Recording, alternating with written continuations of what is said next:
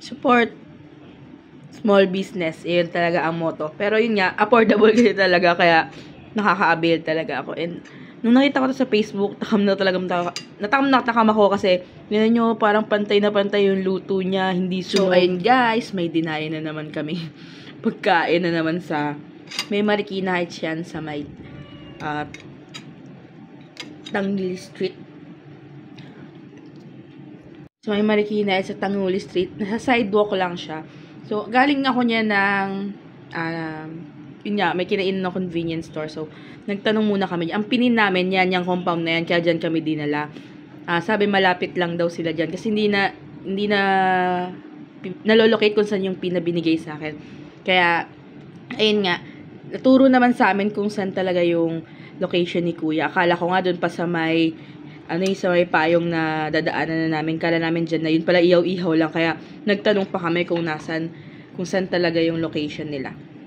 Tapos, ayun lang. Story time lang ako, guys. Habang tatanong-tanong ako dyan sa video. Yun nga, sad lang. Kasi may pinuntahan ako sa parang 17 minutes pa yun na pagmamotor. Dahil gusto kong matikman to sa convenience store. Yung favorite kong palawak. Tapos, wow! Panis! So, ayun na. Dito na kasi Kuya. Saan yung 300, Kuya? Meron. Ito. Ayan. Ano kasi? Nakakatakam. Ito. May 280. Saan yung 280? Ayan, yung medyo... May konting liit. Ano, kahit kaya ano? 280 ko na, pangalan ko na. Kasi dinayo pa namin, galing, Kalumpang, di ba? Okay. Tsaka ang bango, may tanglad, oh. May ano talaga. Kaya nga, eh. Sarili mo lang to, sarili mo. Ayos, sige, kahit ano. Ayoko lang na masyadong sunog. Okay. Dinaya namin sa Marikina Heights. Nakikita ko lang sa Facebook. Nagpo-post siya sa mga marketplace, buy and sell. Yan. Ako lang naman kakain to, kaya dinudot-dot ko na. Pero ayun, oh. Guys, ito ang gusto ko sa lechong manok. Yung lasang-lasa yung tanglad. Talagang alam mong lechong manok yan kapag may tanglad. Masarap. Bali ang place nila sa Marikina Heights. Ilalagay ko na lang kung saan yung pin location nila, guys. So, ito, masarap. Hindi siya maalat. Tama-tama lang yung lasa niya. Masarap ipang ulam. Masarap sa toyo. Ano lang pala to? 300 tsaka 280 lang doon. Mamimili ka kung ano yung pipiliin mo. So, ayun lang. Kain time. Gusto ko na pet, guys.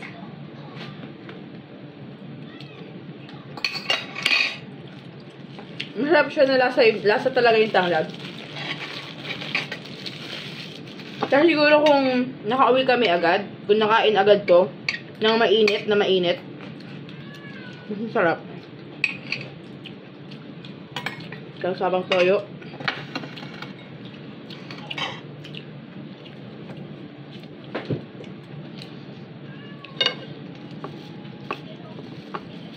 Thai part lover talaga ako.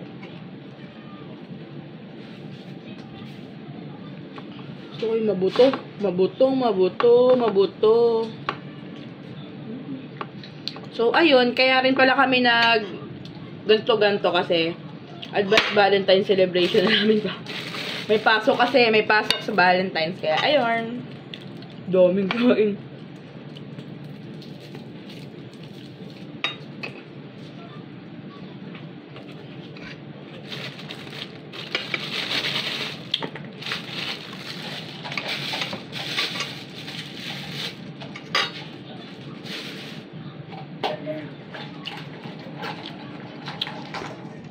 Happy Valentine's! Happy Valentine's, everyone!